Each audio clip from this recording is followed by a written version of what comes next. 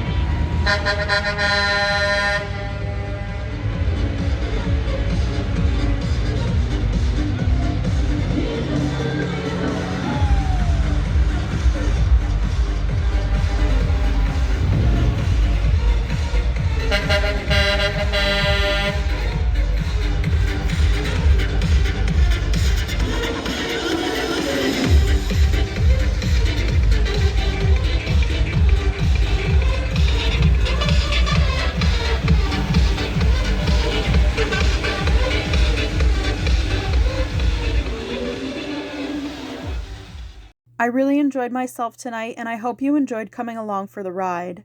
Don't forget to do something today that makes you smile. Until next time, Aurealis out.